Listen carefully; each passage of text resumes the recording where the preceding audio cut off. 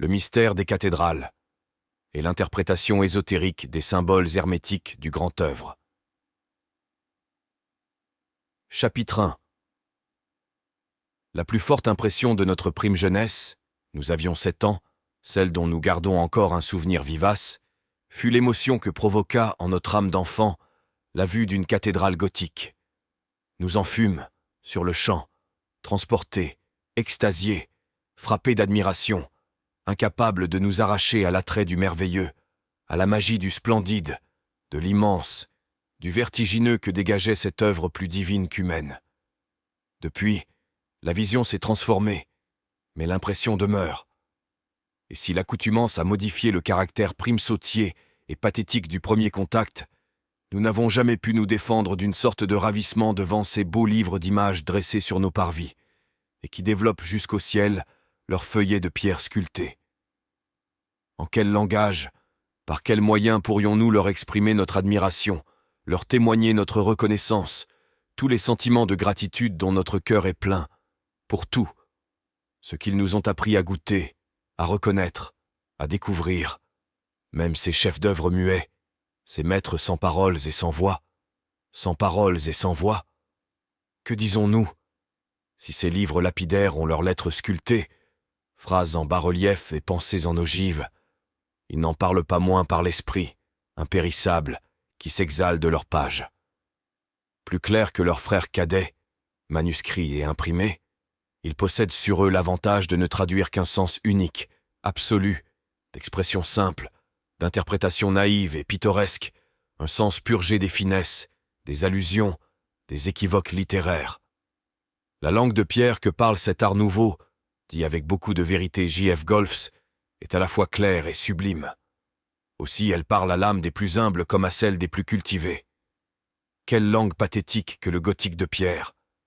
Une langue si pathétique, en effet, que les chants d'une Orlande de Lassus ou d'un Palestrina, les œuvres d'orgue d'un Handel ou d'un Frescobaldi, l'orchestration d'un Beethoven ou d'un Cherubini, et, ce qui est plus grand que tout cela, le simple et sévère chant grégorien, le seul vrai chant peut-être, n'ajoutent que par surcroît aux émotions que la cathédrale cause par elle-même. Malheur à ceux qui n'aiment pas l'architecture gothique, ou du moins, plaignons-les comme des déshérités du cœur.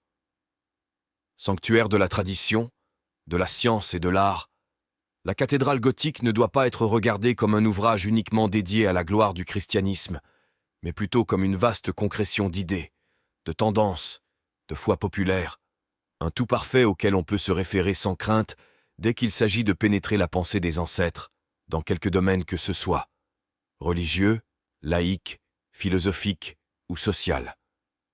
Les voûtes hardies, la noblesse des vaisseaux, l'ampleur des proportions et la beauté de l'exécution font de la cathédrale une œuvre originale, d'incomparable harmonie, mais que l'exercice du culte ne paraît pas devoir occuper en entier.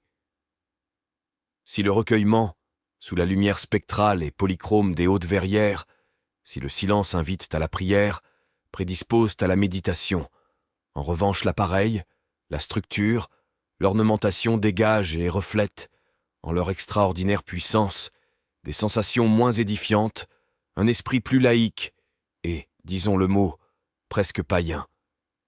On y peut discerner, outre l'inspiration ardente née d'une foi robuste, les 1000 préoccupations de la grande âme populaire, l'affirmation de sa conscience, de sa volonté propre, l'image de sa pensée dans ce qu'elle a de complexe, d'abstrait, d'essentiel, de souverain. Si l'on vient à l'édifice pour assister aux offices divins, si l'on y pénètre à la suite des convois funèbres, ou parmi le joyeux cortège des fêtes carillonnées, on s'y presse également en bien d'autres circonstances. On y tient des assemblées politiques sous la présidence de l'évêque. On y discute le prix du grain et du bétail. Les drapiers y fixent le cours des étoffes. On y accourt pour quérir le réconfort, solliciter le conseil, implorer le pardon. Et il n'est guère de corporation qui n'y fasse bénir le chef-d'œuvre du nouveau compagnon et ne s'y réunissent, une fois l'an, sous la protection de leur saint patron. D'autres cérémonies, fort attrayantes pour la foule, s'y maintinrent pendant la belle période médiévale. Ce fut la fête des fous, ou des sages, kermesse hermétique processionnelle, qui partait de l'église avec son pape, ses dignitaires, ses fervents, son peuple, le peuple du Moyen-Âge, bruyant, espiègle, facétieux, débordant de vitalité, d'enthousiasme et de fougue, et se répandait dans la ville. Satire hilarante d'un clergé ignorant, soumis à l'autorité de la science déguisée, écrasé sous le poids d'une indiscutable supériorité. Ah, la fête des fous, avec son char du triomphe de Bacchus, traîné par un centaure et une centauresse, nus comme le dieu lui-même, accompagné du grand Pan. Carnaval obscène prenant possession des nefs ogivales. Nymphes et naïades sortant du bain. Divinités de l'Olympe, sans nuages et sans tutu. Junon, Diane, Latone, se donnant rendez-vous à la cathédrale pour y entendre la messe. Et quelle messe! Composée par l'initié Pierre de Corbeil, archevêque de Sens, selon le rituel païen, et où les ouailles de l'an 1220 poussaient le cri de joie des bacchanales. Evoe, Evoe. Et les écholiers en délire de répondre. Haec e clara dies clararum dierum, haec e festa dies festarum festa dierum. Ce fut encore la fête de l'année, presque aussi fastueuse que la précédente, avec l'entrée triomphale, sous les arceaux sacrés, de maître Ali Boron, dont le sabot foulait, jadis, le pavé juif de Jérusalem. Notre glorieux Christophore y était célébré dans un office spécial, où l'on exaltait, après l'épître, cette puissance asine qui a valu à l'Église l'or de l'Arabie, l'encens et la myrrhe du pays de Saba, parodie grotesque que le prêtre, incapable de comprendre, acceptait en silence, le front courbé sous le ridicule, versé à plein bord, par ces mystificateurs du pays de Saba, ou Kaba, les kabbalistes en personne. Et c'est le ciseau même des maîtres imégiers du temps qui nous confirme ces curieuses réjouissances. En effet, dans la nef de Notre-Dame de Strasbourg, écrit Witkowski, le bas-relief d'un des chapiteaux des grands piliers reproduit une procession satirique où l'on distingue un pourceau, porteur d'un bénitier, suivi d'ânes revêtus d'habits sacerdotaux et de singes munis de divers attributs de la religion, ainsi qu'un renard enfermé dans une châsse. C'est la procession du renard ou de la fête de l'âne.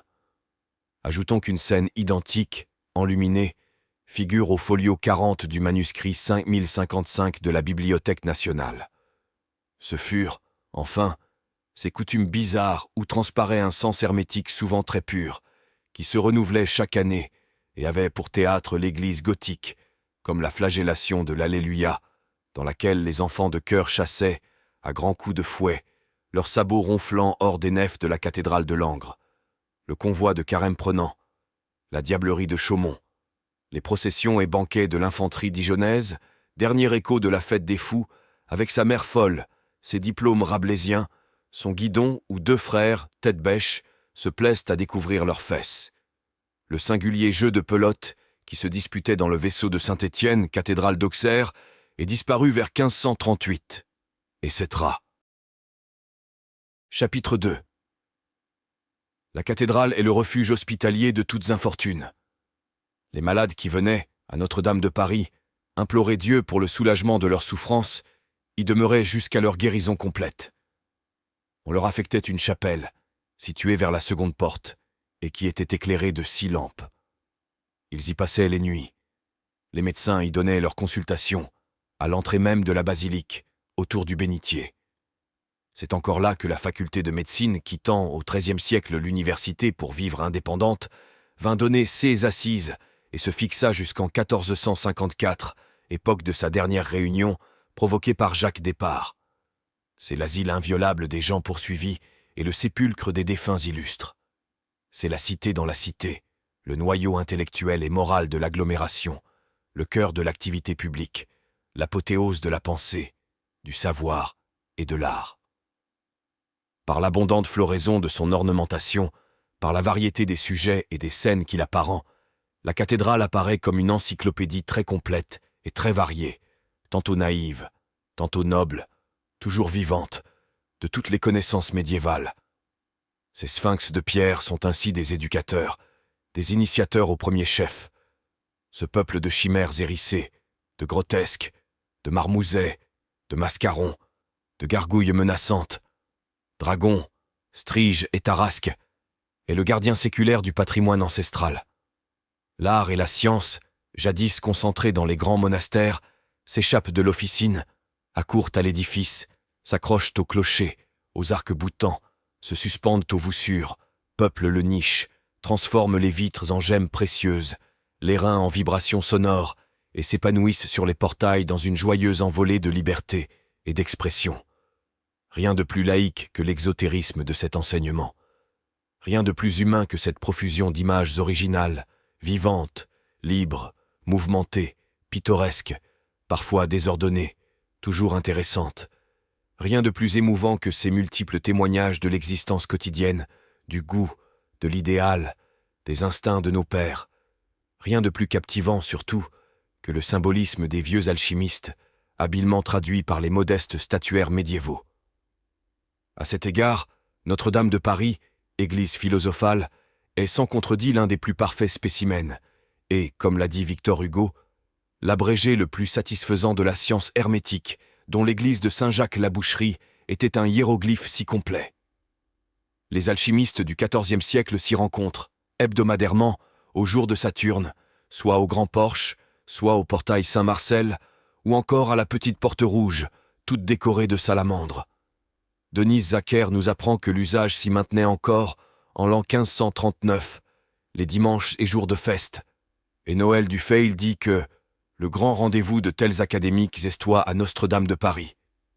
Là, dans l'éblouissement des ogives peintes et dorées, des cordons de voussure, des tympans aux figures multicolores, chacun exposait le résultat de ses travaux, développait l'ordre de ses recherches. On y émettait des probabilités, on y discutait les possibilités, on y étudiait sur place l'allégorie du beau livre, et ce n'était pas la partie la moins animée de ces réunions que l'exégèse abstruse des mystérieux symboles. Après Gobineau de Montluisan, Cambriel et Tuticanti, nous allons entreprendre le pieux pèlerinage, parler aux pierres et les interroger. Hélas, il est bien tard. Le vandalisme de Soufflot a détruit en grande partie ce qu'au XVIe siècle le souffleur pouvait admirer. Et si l'art doit quelque reconnaissance aux éminents architectes Toussaint, Geffroy de Chaume, Beuys-Willwald, Viollet-le-Duc et Las qui restaurèrent la basilique, odieusement profanée par l'école, la science ne retrouvera jamais ce qu'elle a perdu. Quoi qu'il en soit, et malgré ces regrettables mutilations, les motifs qui subsistent encore sont assez nombreux pour qu'on n'ait pas à y regretter le temps et la peine d'une visite. Nous nous estimerons donc satisfaits et largement payés de notre effort si nous n'avons pu éveiller la curiosité du lecteur, retenir l'attention de l'observateur sagace et montrer aux amateurs de l'occulte qu'il n'est pas impossible de retrouver le sens de l'arcane dissimulé sous l'écorce pétrifiée du prodigieux grimoire. Chapitre 3.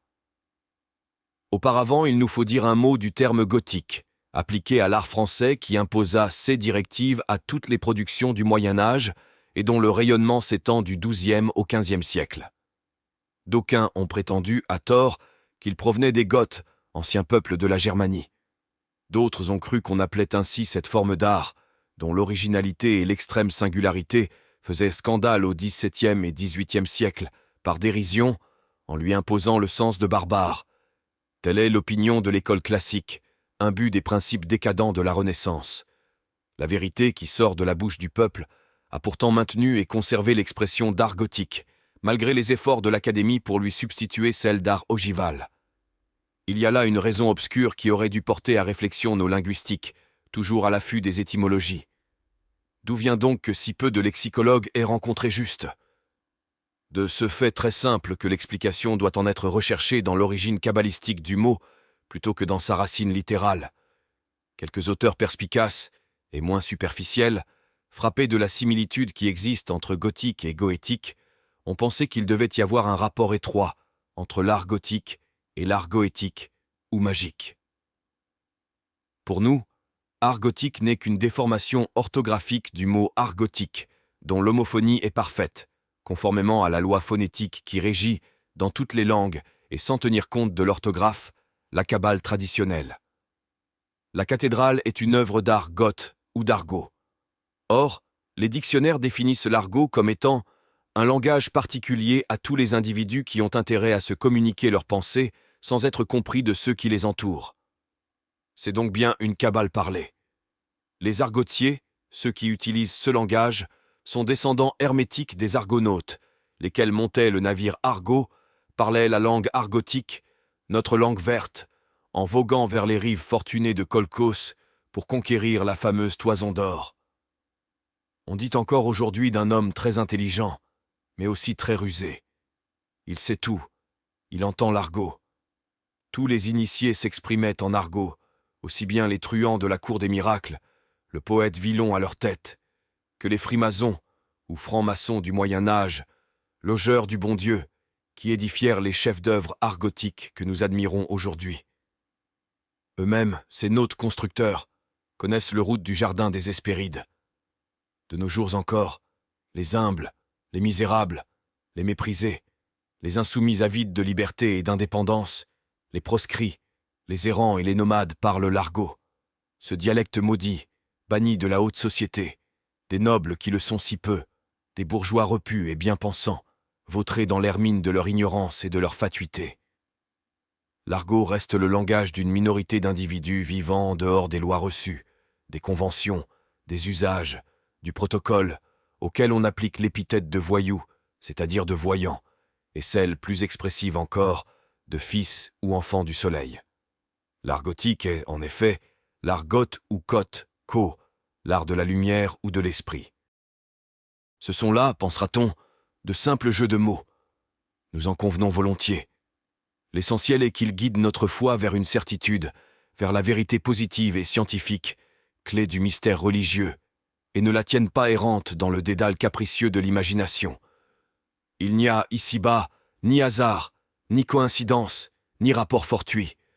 Tout est prévu, ordonné, réglé, et il ne nous appartient pas de modifier à notre gré la volonté imperscrutable du destin. Si le sens usuel des mots ne nous permet aucune découverte capable de nous élever, de nous instruire, de nous rapprocher du Créateur, le vocabulaire devient inutile. Le verbe, qui assure à l'homme l'incontestable supériorité, la souveraineté qu'il possède sur tout. Ce qui vit, perd sa noblesse, sa grandeur, sa beauté, et n'est plus qu'une affligeante vanité. Or, la langue, instrument de l'esprit, vit par elle-même, bien qu'elle ne soit que le reflet de l'idée universelle. Nous n'inventons rien, nous ne créons rien. Tout est dans tout. Notre microcosme n'est qu'une particule infime, animée, pensante, plus ou moins imparfaite, du macrocosme. Ce que nous croyons trouver par le seul effort de notre intelligence existe déjà quelque part. C'est la foi qui nous fait pressentir ce qui est. C'est la révélation qui nous en donne la preuve absolue. Nous côtoyons souvent le phénomène, voire le miracle, sans le remarquer, en aveugle et en sourd. Que de merveilles, que de choses insoupçonnées ne découvrions-nous pas si nous savions disséquer les mots, en briser l'écorce et libérer l'esprit, divine lumière qu'il renferme. Jésus ne s'exprimait qu'en paraboles. Pouvons-nous nier la vérité qu'elles enseignent? Et dans la conversation courante, ne sont-ce pas des équivoques, des à peu près, des calembours ou des assonances qui caractérisent les gens d'esprit, heureux d'échapper à la tyrannie de la lettre et se montrant à leur manière kabbaliste sans le savoir? Ajoutons enfin que l'argot est une des formes dérivées de la langue des oiseaux, mère et doyenne de toutes les autres, la langue des philosophes et des diplomates. C'est elle dont Jésus révèle la connaissance à ses apôtres, en leur envoyant son esprit, l'Esprit Saint.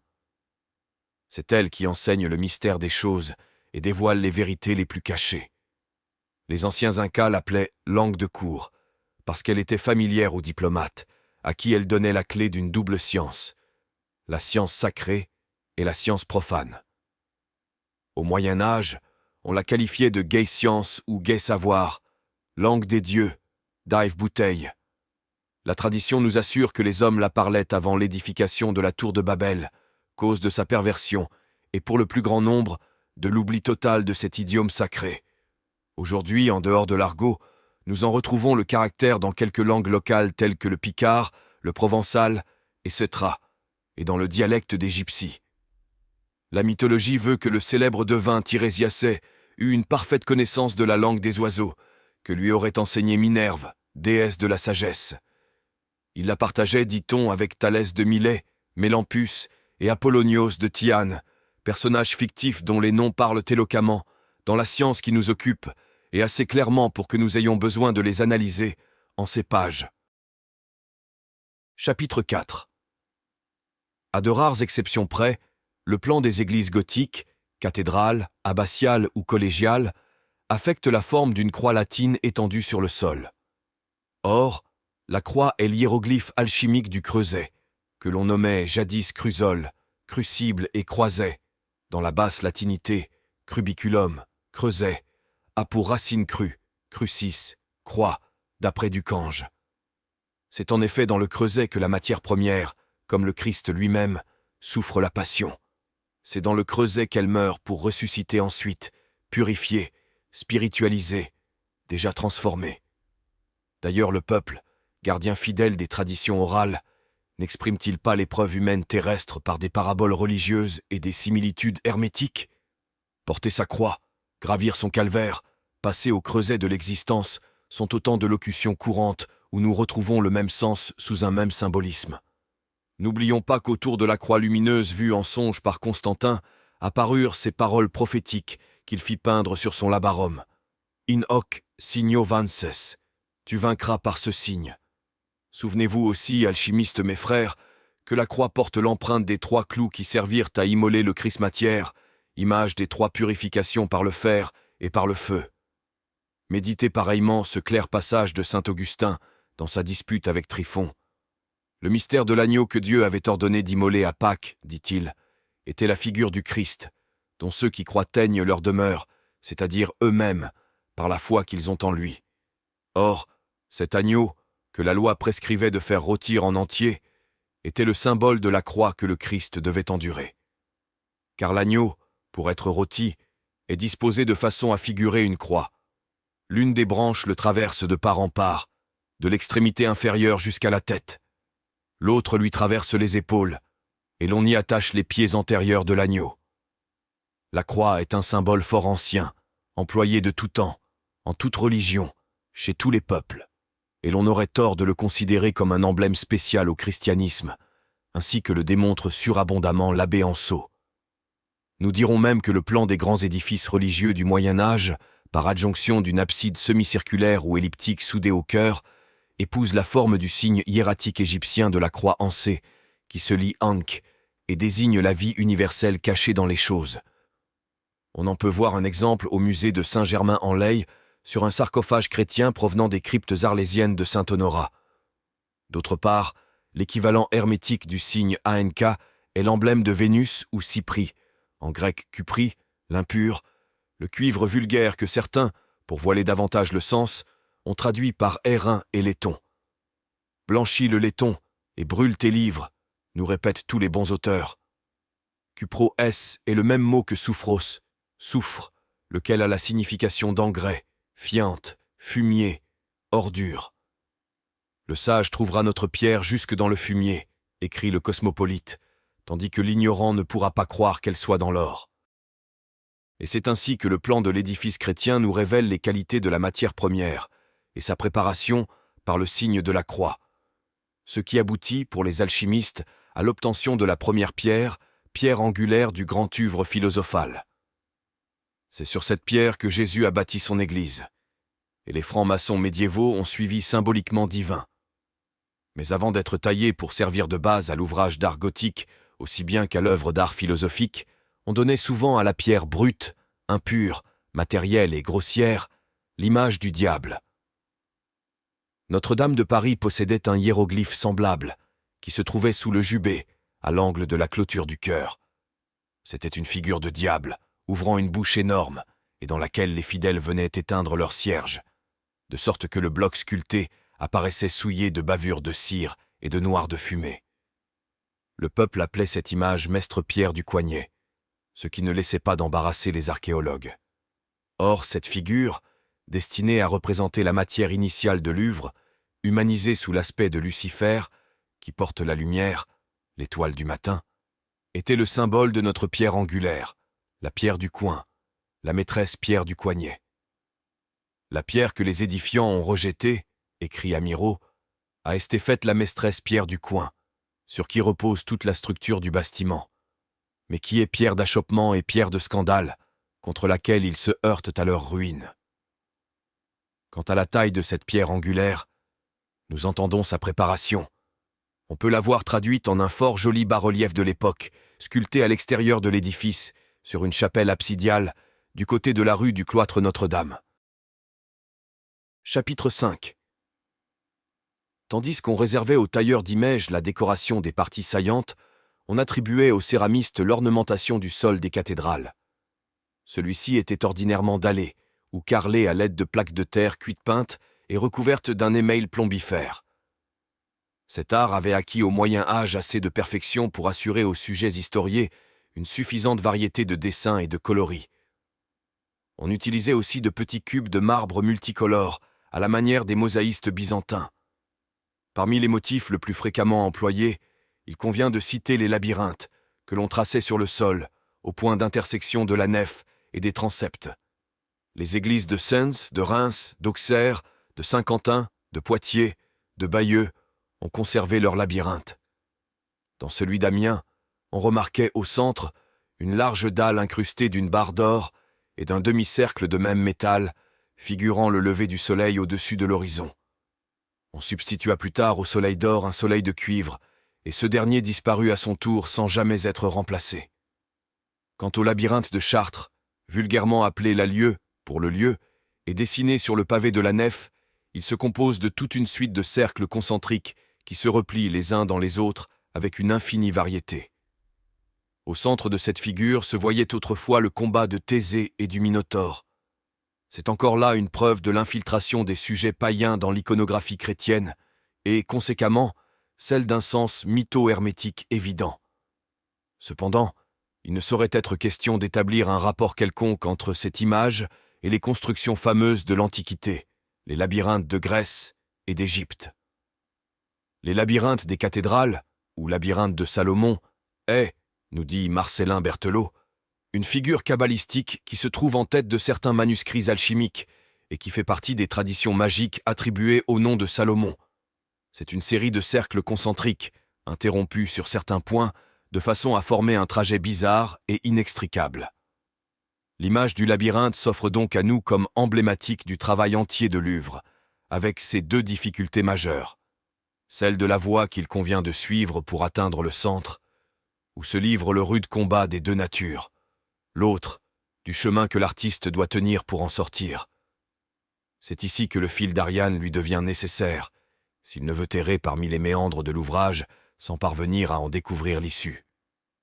Notre intention n'est point d'écrire, comme le fit Batzdorf, un traité spécial pour enseigner ce qu'est le fil d'Ariane, qui permit à Thésée d'accomplir son dessein. Mais en nous appuyant sur la Kabbale, nous espérons fournir aux investigateurs sagaces quelques précisions sur la valeur du mythe fameux. Ariane est une forme d'éragne, araignée, par métathèse de l'i. En espagnol, N se prononce GN. Alpha arachne, araignée, éragne, peut donc se lire arané, arani, aragne. Notre âme n'est-elle pas l'araignée qui tisse notre propre corps? Mais ce mot se réclame encore d'autres formations. Le verbe aéro signifie prendre, saisir, entraîner, attirer. D'où air, ce qui prend, saisit, attire. Donc, erne est l'aimant, la vertu renfermée dans le corps que les sages nomment leur magnésie. Poursuivons. En provençal, le fer est appelé aram et iran, suivant les différents dialectes. C'est l'Hiram maçonnique, le divin bélier, l'architecte du temple de Salomon. L'araignée, chez les Félibres, se dit aragno et iragno, éragno, en picard araignée. Rapprochez tout cela du grec sidéros, fer et aimant. Ce mot a les deux sens. Ce n'est pas tout. Le verbe aruo exprime le lever d'un astre qui sort de la mer. D'où Aruan, Ariane, l'astre qui sort de la mer, se lève. Aruan ou Ariane est donc l'Orient, par permutation de voyelles. De plus, Aru Oméga a aussi le sens d'attirer. Donc Aruan est aussi l'aimant. Si maintenant nous rapprochons Sidéos, qui a donné le latin sidus, sidéris, étoile, nous reconnaîtrons notre Aran, Iran, Aéron provençal, l'Aruan grec, le soleil levant. Ariane, l'araignée mystique, échappée d'Amiens, a seulement laissé sur le pavé du cœur la trace de sa toile. Rappelons, en passant, que le plus célèbre des labyrinthes antiques, celui de Knossos en Crète, qui fut découvert en 1902 par le docteur Evans d'Oxford, était appelé Absolum. Or, nous ferons remarquer que ce terme est voisin d'absolu, qui est le nom par lequel les alchimistes anciens désignaient la pierre philosophale. Chapitre 6. Toutes les églises ont leur abside tournée vers le sud-est, leur façade vers le nord-ouest, tandis que les transepts, formant les bras de la croix, sont dirigés du nord-est au sud-ouest. C'est là une orientation invariable, voulue de telle façon que fidèles et profanes, entrant dans le temple par l'Occident, marchent droit au sanctuaire, la face portée du côté où le soleil se lève, vers l'Orient, la Palestine, berceau du christianisme. Ils quittent les ténèbres et vont vers la lumière. Par suite de cette disposition, les 3 roses qui ornent les transepts et le grand porche, l'une n'est jamais éclairée par le soleil. C'est la rose septentrionale qui rayonne à la façade du transept gauche. La seconde flamboie au soleil de midi. C'est la rose méridionale ouverte à l'extrémité du transept droit. La dernière s'illumine aux rayons colorés du couchant. C'est la grande rose, celle du portail, qui surpasse en surface et en éclat ses sœurs latérales. Ainsi se développent, au fronton des cathédrales gothiques, les couleurs de l'Uvre, selon un processus circulaire allant des ténèbres, figurées par l'absence de lumière et la couleur noire, à la perfection de la lumière rubiconde, en passant par la couleur blanche, considérée comme étant moyenne entre le noir et le rouge. Au Moyen Âge, la rose centrale des porches se nommait rota, la roue. Or, la roue est l'hiéroglyphe alchimique du temps nécessaire à la coction de la matière philosophale et, par suite, de la coction elle-même. Le feu soutenu, constant et égal que l'artiste entretient nuit et jour au cours de cette opération, est appelé pour cette raison feu de roue. Cependant, outre la chaleur nécessaire à la liquéfaction de la pierre des philosophes, il faut, en plus, un second agent, dit feu secret ou philosophique. C'est ce dernier feu, excité par la chaleur vulgaire, qui fait tourner la roue et provoque les divers phénomènes que l'artiste observe dans son vaisseau. D'aller par ce chemin, non ailleurs, je t'avoue, remarque seulement les traces de ma roue, et pour donner partout une chaleur égale, trop toste vers terre et ciel ne monte ni dévale, car en montant trop haut le ciel tu bruceleras, et dévalant trop bas la terre détruira. Mais si par le milieu ta carrière demeure, la course est plus unie, et la voie est plus sœur. La rose représente donc, à elle seule, l'action du feu et sa durée. C'est pourquoi les décorateurs médiévaux ont cherché à traduire, dans leurs rosaces, les mouvements de la matière excitée par le feu élémentaire, ainsi qu'on peut le remarquer sur le portail nord de la cathédrale de Chartres, aux roses de Toul, Saint-Jean-Goul, de Saint-Antoine de Compiègne, etc. Dans l'architecture des XIVe et XVe siècles, la prépondérance du symbole igné, qui caractérise nettement la dernière période de l'art médiéval, a fait donner au style de cette époque le nom de gothique flamboyant. Certaines roses, emblématiques du composé, ont un sens particulier qui souligne davantage les propriétés de cette substance que le créateur a signé de sa propre main.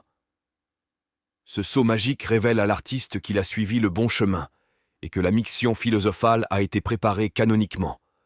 C'est une figure radiée à 6 pointes, dit Gamma, dite étoile des mages, qui rayonne à la surface du compost, c'est-à-dire au-dessus de la crèche où repose Jésus, l'enfant roi. Parmi les édifices qui nous offrent des roses étoilées à 6 pétales, reproduction du traditionnel sceau de Salomon, citons la cathédrale Saint-Jean et l'église Saint-Bonaventure de Lyon, roses et portail, l'église Saint-Jean-Goult à Toul, les 2 roses de Saint-Vulfran d'Abbeville, le portail de la Calande à la cathédrale de Rouen, la splendide rose bleue de la Sainte-Chapelle, etc. Ce signe étant du plus haut intérêt pour l'alchimiste qui le guide et lui annonce la naissance du Sauveur, on nous saura gré de réunir ici certains textes qui relatent, décrivent, expliquent son apparition. Nous laisserons au lecteur le soin d'établir tous rapprochements utiles, de coordonner les versions, d'isoler la vérité positive combinée à l'allégorie légendaire dans ces fragments énigmatiques. Chapitre 7. Varron, dans ses Antiquitat Rerum Humanarum, rappelle la légende d'Énée, sauvant son père et ses pénates des flammes de Troie, et aboutissant, après de longues pérégrinations, au champ de l'Orante, terme de son voyage. Il en donne la raison suivante. ex quo de Troja et egressus Aeneas, veneris eem perdiem, quotidis stellam vidis, donec ad agrum, laurentum venire, un quo eam non vidit ulterius. Qua recognovit terras esse fatal. Depuis son départ de Troie, il vit tous les jours et pendant le jour l'étoile de Vénus, jusqu'à ce qu'il arriva au champ laurentin, où il cessa de la voir, ce qui lui fit connaître que c'étaient les terres désignées par le destin. Voici maintenant une légende extraite d'un ouvrage qui a pour titre le livre de Seth, et qu'un auteur du VIe siècle relate en ces termes. J'ai entendu quelques personnes parlant d'une écriture qui, quoique incertaine, n'est pas contraire à la foi et est plutôt agréable à entendre. On y lit qu'il existait un peuple à l'extrême-orient, sur les bords de l'océan, chez lequel il y avait un livre attribué à Seth, qui parlait de l'apparition future de cette étoile et des présents qu'on devait apporter à l'enfant, laquelle prédiction était donnée comme transmise par les générations des sages, de père en fils.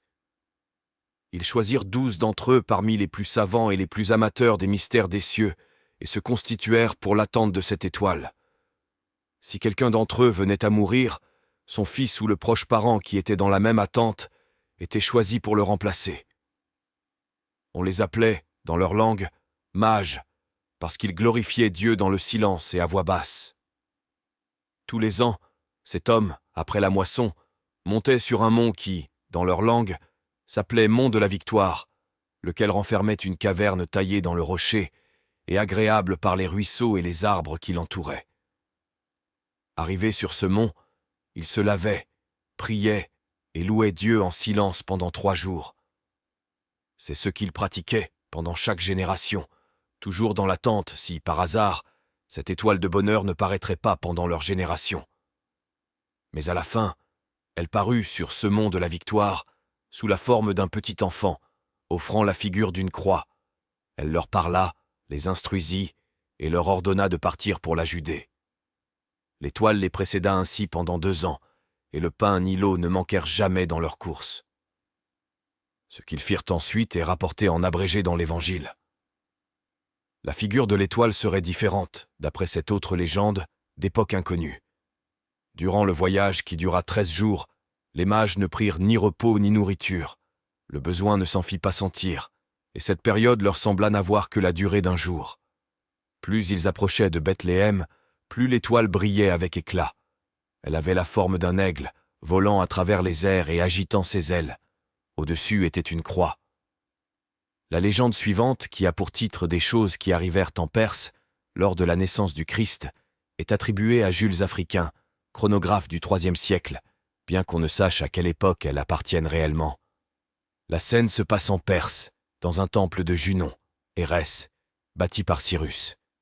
Un prêtre annonce que Junon a conçu. Toutes les statues des dieux dansent et chantent à cette nouvelle. Une étoile descend et annonce la naissance d'un enfant principe Éphi. Toutes les statues tombent le visage contre terre. Les mages annoncent que cet enfant est né à Bethléem et conseillent au roi d'envoyer des ambassadeurs. Alors paraît Bacchus, Dionysos, qui prédit que cet enfant chassera tous les faux dieux. Départ des mages, guidés par l'étoile. Arrivés à Jérusalem, ils annoncent aux prêtres la naissance du Messie. À Bethléem, ils saluent Marie, font peindre par un esclave habile son portrait avec l'enfant et le placent dans leur temple principal avec cette inscription. À Jupiter Mitra, de Hélio, au dieu soleil, au dieu grand, au roi Jésus, l'empire des Perses fait cette dédicace. La lumière de cette étoile, écrit saint Ignace, surpassait celle de toutes les autres. Son éclat était ineffable, et sa nouveauté faisait que ceux qui la regardaient étaient frappés de stupeur. Le soleil, la lune et les autres astres formaient le cœur de cette étoile. Huginus Abarma, dans la pratique de son ouvrage, emploie les mêmes termes pour exprimer la matière du grand œuvre sur laquelle paraît l'étoile. Prenez de la vraie terre, dit-il, bien imprégnée des rayons du soleil, de la lune et des autres astres. Au IVe siècle, le philosophe Chalcidius, qui, comme le dit Mulacius, le dernier de ses éditeurs, professait qu'il fallait adorer les dieux de la Grèce, les dieux de Rome et les dieux étrangers, a conservé la mention de l'étoile des mages et l'explication que les savants en donnaient.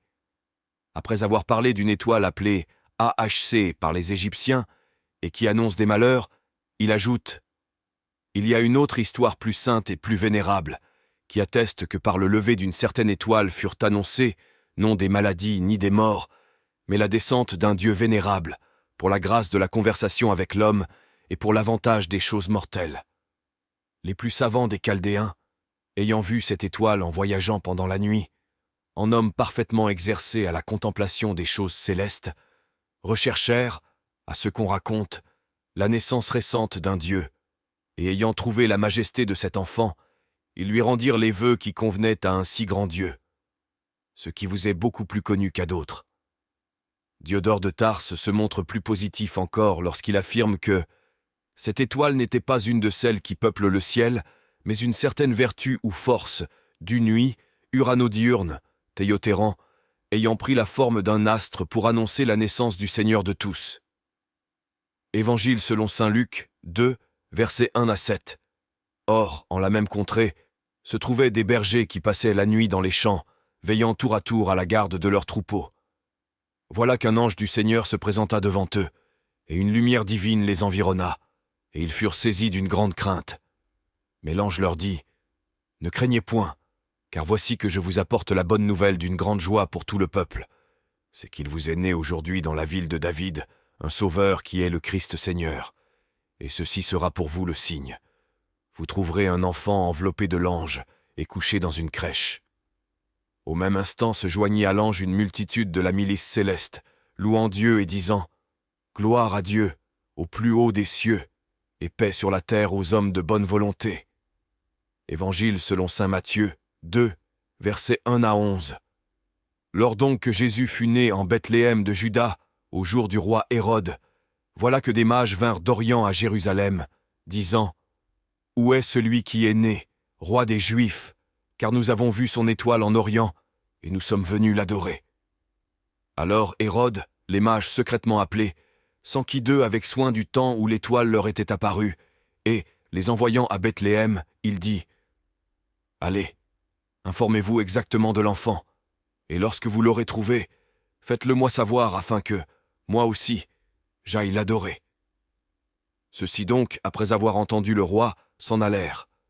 Et voilà que l'étoile qu'ils avaient vue en Orient les précédait, jusqu'à ce qu'elle vînt et s'arrêta au-dessus du lieu où était l'enfant. Or, voyant l'étoile, ils se réjouirent d'une grande joie, et entrant dans la maison, ils trouvèrent l'enfant avec Marie, sa mère, et se prosternant, ils l'adorèrent. Puis, leurs trésors ouverts, ils lui offrirent leurs présents, de l'or, de l'encens et de la myrrhe. À propos de faits si étranges et devant l'impossibilité d'en attribuer la cause à quelque phénomène céleste, Abbonetti, frappé du mystère qui enveloppe ces narrations, interroge « Qui sont ces mages? Et que faut-il penser de cette étoile ?» C'est ce que se demandent en ce moment les critiques rationalistes et autres. Il est difficile de répondre à ces questions, parce que le rationalisme et l'ontologisme ancien et moderne, puisant toute leur connaissance en eux-mêmes, ont fait oublier tous les moyens par lesquels les anciens peuples de l'Orient conservaient les traditions primitives. Nous retrouvons la première mention de l'étoile dans la bouche de Balaam. Celui-ci, qui serait né dans la ville de Pétor, sur l'Euphrate, vivait, dit-on, vers l'an 1477 avant Jésus-Christ, au milieu de l'Empire assyrien à ses débuts. Prophète ou mage en Mésopotamie, Balaam s'écrie « Comment pourrais-je maudire celui que son Dieu ne maudit pas ? Comment donc menacerais-je celui que Jéhovah ne menace pas ? Écoutez, je la vois, mais pas maintenant. Je la contemple, mais pas de près. Une étoile se lève de Jacob et le sceptre sort d'Israël. » Dans l'iconographie symbolique, l'étoile sert à désigner aussi bien la conception que la naissance. La Vierge est souvent représentée nimbée d'étoiles. Celle de l'Armor, Morbihan, qui fait partie d'un fort joli triptyque interprétant la mort du Christ et la souffrance de Marie, Mater Dolorosa, où l'on peut remarquer, dans le ciel de la composition centrale, le soleil, la lune, les étoiles et l'écharpe d'iris, tient de la main droite une grande étoile, Maris Stella, épithète donnée à la Vierge dans une hymne catholique. J.J. Witkowski nous décrit un vitrail très curieux qui se trouvait près de la sacristie, dans l'ancienne église Saint-Jean à Rouen, aujourd'hui détruite. Ce vitrail figurait la conception de saint Romain. Son père, Benoît, conseiller de Clotaire II, et sa mère Félicité, étaient couchés dans un lit, entièrement nus, selon l'usage qui dura jusqu'au milieu du XVIe siècle. La conception était figurée par une étoile qui brillait sur la couverture en contact avec le ventre de la femme. Les bordures de cette vitre, déjà singulière par son motif principal, étaient ornées de médaillons où l'on distinguait, non sans surprise, les figures de Mars, Jupiter, Vénus, etc. Et pour qu'on n'eût aucun doute sur leur identité, la figure de chaque déité était accompagnée de son nom. Chapitre 8. De même que l'âme humaine a ses replis secrets, de même la cathédrale a ses couloirs cachés. Leur ensemble, qui s'étend sous le sol de l'église, constitue la crypte, du grec kryptos, caché. En ce lieu bas, humide et froid, l'observateur éprouve une sensation singulière et qui impose le silence, celle de la puissance unie aux ténèbres. Nous sommes ici dans l'asile des morts, comme à la basilique de Saint-Denis, nécropole des illustres, comme aux catacombes romaines, cimetière des chrétiens. Des dalles de pierre, des mausolées de marbre, des sépulcres, débris historiques, fragments du passé. Un silence morne et pesant emplit les espaces voûtés. Les 1000 bruits du dehors, ces 20 échos du monde, n'arrivent plus jusqu'à nous. Allons-nous déboucher dans les cavernes des Cyclopes? Sommes-nous au seuil d'un enfer dantesque, ou sous les galeries souterraines, si accueillantes, si hospitalières aux premiers martyrs? Tout est mystère, angoisse et crainte en cet antre obscur. Autour de nous, nombreux, des piliers énormes, massifs, parfois jumelés, dressés sur leurs bases larges et chanfreinées. Chapiteaux courts, peu saillants, sobres, trapus. Formes rudes et frustres, où l'élégance et la richesse cèdent le pas à la solidité. Muscles épais, contractés sous l'effort, qui se partagent sans défaillance le poids formidable de l'édifice entier. Volonté nocturne, muette, rigide, tendue dans une résistance perpétuelle à l'écrasement.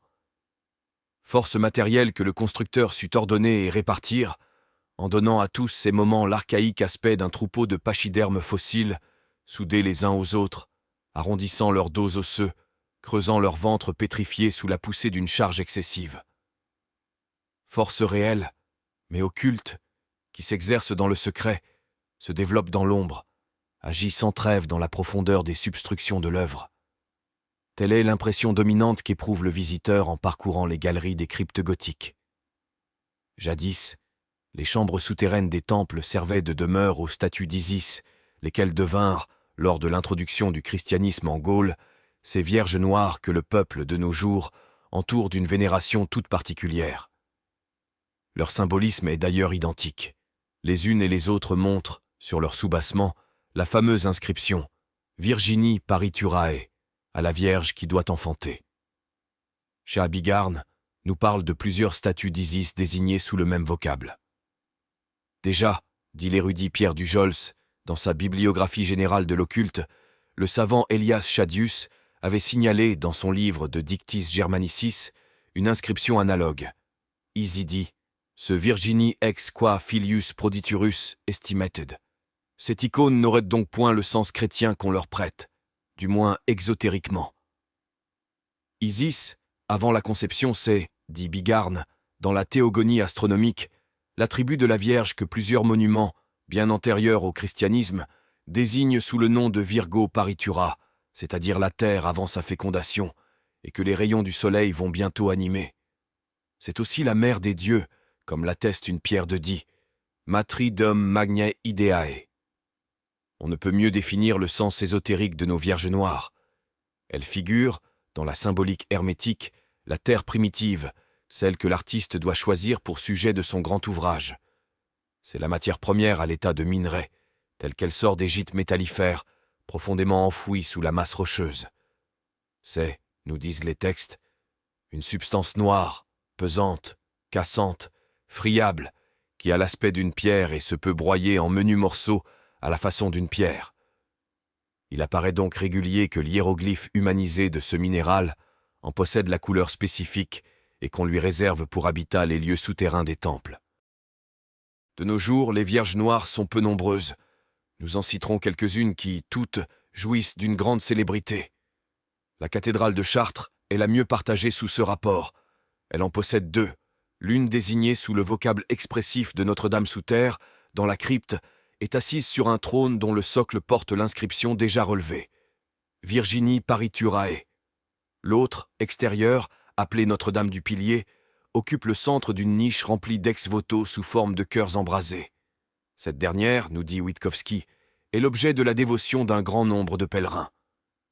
Primitivement, ajoute cet auteur, la colonne de pierre qui lui sert de support était cavée des coups de ces fougueux adorateurs, comme le pied de Saint-Pierre à Rome ou le genou d'Hercule que les païens adoraient en Sicile. Mais pour la préserver des baisers trop ardents, elle fut entourée d'une boiserie en 1831. Avec sa Vierge souterraine, Chartres passe pour être le plus ancien de tous les pèlerinages. Ce n'était d'abord qu'une antique statuette d'Isis, sculptée avant Jésus-Christ, ainsi que le racontent d'anciennes chroniques locales. Toutefois, notre image actuelle ne date que de l'extrême fin du XVIIIe siècle, celle de la déesse Isis ayant été détruite, à une époque inconnue, et remplacée par une statue de bois, tenant son enfant assis sur les genoux, laquelle fut brûlée en 1793. Quant à la Vierge noire de Notre-Dame du Puy, dont les membres ne sont pas apparents, elle affecte la figure d'un triangle, par sa robe qui la ceint au col et ses vases sans un pli jusqu'aux pieds.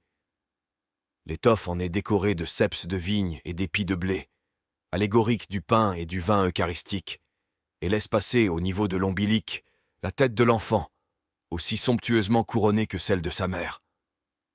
Notre-Dame de Confession, célèbre Vierge noire des cryptes Saint-Victor à Marseille, nous offre un beau spécimen de statuaire ancienne, souple, large et grasse. Cette figure, pleine de noblesse, tient un sceptre de la main droite et a le front ceint d'une couronne à triple fleuron. Notre-Dame de Rocamadour, but d'un pèlerinage fameux, déjà fréquenté l'an 1166, est une Madone miraculeuse dont la tradition fait remonter l'origine aux Juifs Zachée, chefs des publicains de Jéricho, et qui domine l'autel de la chapelle de la Vierge construite en 1479. C'est une statuette de bois, noircie par le temps, enveloppée dans une robe de lamelles d'argent qui en consolide les débris vermoulus.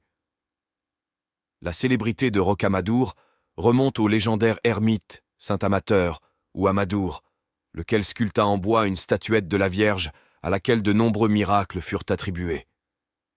On raconte qu'Amateur était le pseudonyme du publicain Zachée, converti par Jésus-Christ. Venu en Gaule, il aurait propagé le culte de la Vierge. Celui-ci est fort ancien à Rocamadour. Cependant, la grande vogue du pèlerinage ne date que du XIIe siècle. À Vichy, la Vierge noire de l'église Saint-Blaise y est vénérée de toute ancienneté, ainsi que le disait Antoine Gravier, prêtre communaliste au XVIIe siècle. Les archéologues datent cette sculpture du XVIe siècle, et comme l'église Saint-Blaise, où elle est déposée, ne fut construite dans ses parties les plus anciennes qu'au XVe siècle, l'abbé Allotte, qui nous signale cette statue, pense qu'elle figurait autrefois dans la chapelle Saint-Nicolas, fondée en 1372 par Guillaume de Heims. L'église de Guéaudet, nommée encore Notre-Dame de la Cité, à Quimper, possède aussi une Vierge noire. Camille Flammarion nous parle d'une statue analogue qu'il vit dans les caves de l'Observatoire, le 24 septembre 1871, 2 siècles après la première observation thermométrique qui y fut faite en 1671. Le colossal édifice de Louis XIV, écrit-il, qui élève la balustrade de sa terrasse à 28 mètres au-dessus du sol, descend au-dessous en des fondations qui ont la même profondeur. 28 mètres. À l'angle de l'une des galeries souterraines, on remarque une statuette de la Vierge, placée là cette même année 1671, et que des vers gravés à ses pieds invoquent sous le nom de Notre-Dame de Dessous-Terre. Cette Vierge parisienne peu connue, qui personnifie dans la capitale le mystérieux sujet d'Hermès, paraît être une réplique de celle de Chartres, la benoîste dame souterraine. Un détail encore, utile pour l'hermétiste. Dans le cérémonial prescrit pour les processions de Vierges noires, on ne brûlait que des cierges de couleur verte. Quant aux statuettes d'Isis, nous parlons de celles qui échappèrent à la christianisation, elles dont plus rares encore que les Vierges noires. Peut-être conviendrait-il d'en rechercher la cause dans la haute antiquité de cette icône. Witkowski en signale une que logeait la cathédrale Saint-Étienne, de Metz. Cette figure en pierre d'Isis, écrit l'auteur, mesurant 0,43 m de haut sur 0,29 m de large, provenait du vieux cloître. La saillie de ce haut relief était de 0,18 m. Il représentait un buste nu de femme, mais si maigre que, pour nous servir d'une expression imagée de l'abbé Brantôme, elle ne pouvait rien montrer que le bastiment. Sa tête était couverte d'un voile. 2 mamelles sèches pendaient à sa poitrine comme celles des Dianes d'Éphèse. La peau était colorée en rouge, et la draperie qui contournait la taille en noir. Une statue analogue existait à Saint-Germain-des-Prés et à Saint-Étienne-de-Lyon. Toutefois, ce qui demeure pour nous, c'est que le culte d'Isis, la Cérès égyptienne, était fort mystérieux. Nous savons seulement qu'on fêtait solennellement la déesse, chaque année, dans la ville de Busiris, et qu'on lui sacrifiait un bœuf. Après les sacrifices, dit Hérodote, les hommes et les femmes, au nombre de plusieurs myriades, se portent de grands coups. Pour quel dieu ils se frappent, j'estime que ce serait de ma part une impiété que de le dire. Les Grecs, de même que les Égyptiens, gardaient un silence absolu sur les mystères du culte de Cérès, et les historiens ne nous ont rien appris qui pût satisfaire notre curiosité. La révélation aux profanes du secret de ces pratiques était punie de mort. On considérait comme un crime de prêter l'oreille à la divulgation. L'entrée du temple de Cérès, à l'exemple des sanctuaires égyptiens d'Isis, était rigoureusement interdite à tous ceux qui n'avaient point reçu l'initiation. Cependant, les renseignements qui nous ont été transmis sur la hiérarchie des grands prêtres nous autorisent à penser que les mystères de Cérès devaient être du même ordre que ceux de la science hermétique. En effet, nous savons que les ministres du culte se répartissaient en 4 degrés. L'hiérophante, chargé d'instruire les néophytes, le porte-flambeau, qui représentait le soleil, le héros, qui représentait Mercure, le ministre de l'autel, qui représentait la lune. À Rome, les céréalies se célébraient le 12 avril et duraient 8 jours. On portait dans les processions un œuf, symbole du monde, et l'on y sacrifiait des porcs.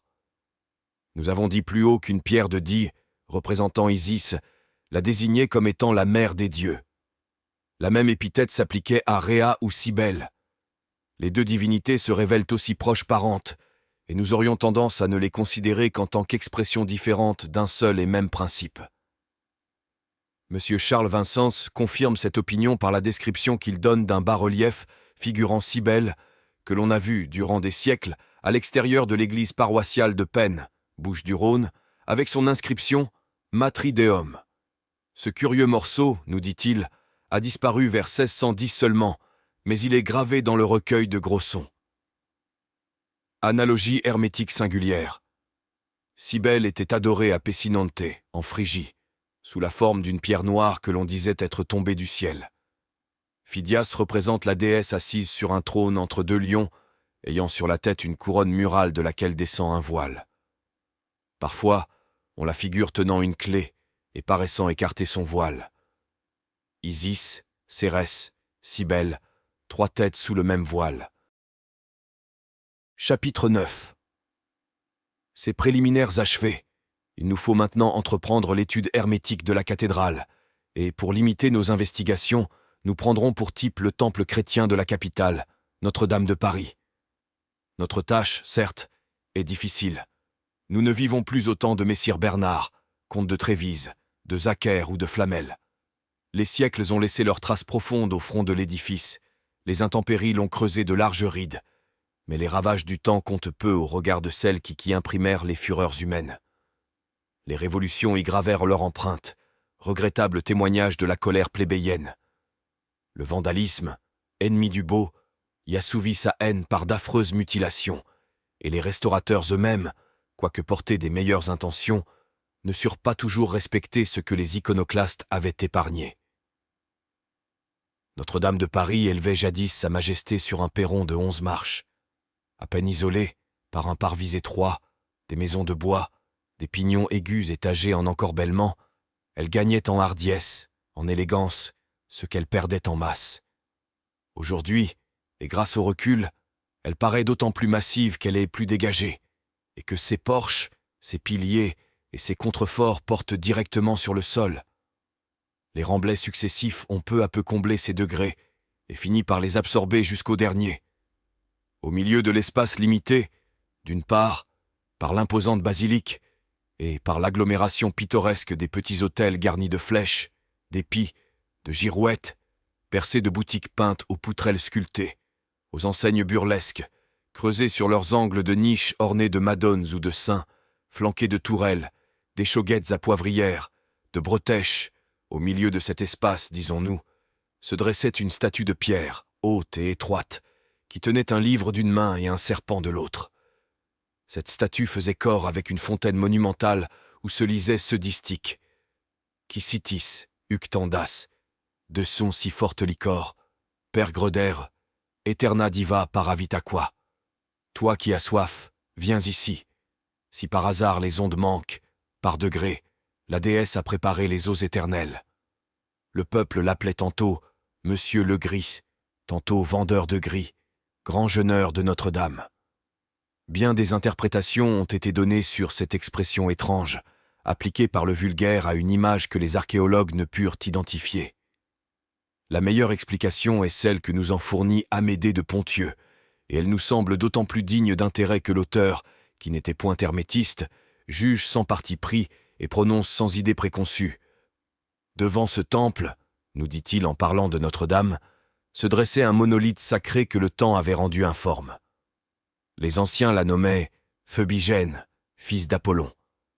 Le peuple le nomma plus tard Maître Pierre, voulant dire pierre maîtresse, pierre de pouvoir. Il se nommait aussi Messire le Gris, alors que gris signifiait feu, et particulièrement feu grisou, feu follet. Selon les uns, ces traits informes rappelaient ceux d'Esculape, ou de Mercure, ou du dieu Therme. Selon d'autres, ceux d'Archambault, maire du palais sous Clovis II, qui avait donné le fond sur lequel l'Hôtel-Dieu était bâti. D'autres y voyaient les traits de Guillaume de Paris, qu'il avait érigé en même temps que le portail de Notre-Dame. L'abbé Leboeuf y voit la figure de Jésus-Christ. D'autres, celle de Sainte Geneviève, patronne de Paris. Cette pierre fut enlevée en 1748, quand on agrandit la place du parvis de Notre-Dame. Vers la même époque, le chapitre de Notre-Dame reçut l'ordre de supprimer la statue de Saint Christophe. Le colosse, peint en gris, s'adossait au premier pilier de droite, en entrant dans la nef. Il avait été érigé en 1413 par Antoine des Essarts, chambellan du roi Charles VI. On voulut l'enlever en 1772, mais Christophe de Beaumont, alors archevêque de Paris, s'y opposa formellement. Ce ne fut qu'à sa mort, en 1781, qu'il fut traîné hors de la métropole et brisé. Notre-Dame d'Amiens possède encore le bon géant chrétien porteur de l'enfant Jésus, mais il ne doit d'avoir échappé à la destruction que parce qu'il fait corps avec la muraille. C'est une sculpture en bas-relief. La cathédrale de Séville conserve aussi un Saint Christophe colossal et peint à fresque. Celui de l'église Saint-Jacques-la-Boucherie périt avec l'édifice, et la belle statue de la cathédrale d'Auxerre, qui datait de 1539, fut détruite, par ordre, en 1768, quelques années seulement avant celle de Paris. Pour motiver de tels actes, il est évident qu'il fallait de puissantes raisons. Bien qu'elles nous paraissent injustifiées, nous en trouvons cependant la cause dans l'expression symbolique tirée de la légende et condensée, trop clairement sans doute, par l'image. Saint Christophe, dont Jacques de Voragine nous révèle le nom primitif, Ophérus, signifie, pour la masse, celui qui porte le Christ, du grec Christophos. Mais la cabale phonétique découvre un autre sens, adéquat et conforme à la doctrine hermétique. Christophe est mis pour Chrysophe, qui porte l'or. Dès lors, on comprend mieux la haute importance du symbole, si parlant, de Saint Christophe. C'est l'hiéroglyphe du soufre solaire, Jésus, ou de l'or naissant, élevé sur les ondes mercurielles et porté ensuite, par l'énergie propre de ce mercure, au degré de puissance que possède l'élixir. D'après Aristote, le mercure a pour couleur emblématique le gris ou le violet, ce qui suffit à expliquer pourquoi les statues de Saint Christophe étaient revêtues d'un enduit du même ton. Un certain nombre de vieilles gravures conservées au cabinet des estampes de la Bibliothèque nationale et représentant le colosse sont exécutées au simple trait et d'une teinte bistre. La plus ancienne date de 1418. On montre encore, à Rocamadour, une gigantesque statue de Saint Christophe, élevé sur le plateau Saint-Michel, qui précède l'église. À côté, on remarque un vieux coffret ferré, au-dessus duquel est fiché dans le roc, et retenu par une chaîne, un grossier tronçon d'épée. La légende veut que ce fragment ait appartenu à la fameuse Durandale, l'épée que brisa le paladin Roland en ouvrant la brèche de Roncevaux. Quoi qu'il en soit, la vérité qui se dégage de cet attribut est fort transparente. L'épée qui ouvre le rocher, la verge de Moïse qui fait jaillir l'eau de la pierre d'Horeb, le sceptre de la déesse Ré, dont elle frappe le mont d'Indyme, le javelot d'Atalante sont un seul et même hiéroglyphe de cette matière cachée des philosophes, dont saint Christophe indique la nature et le coffre ferré le résultat.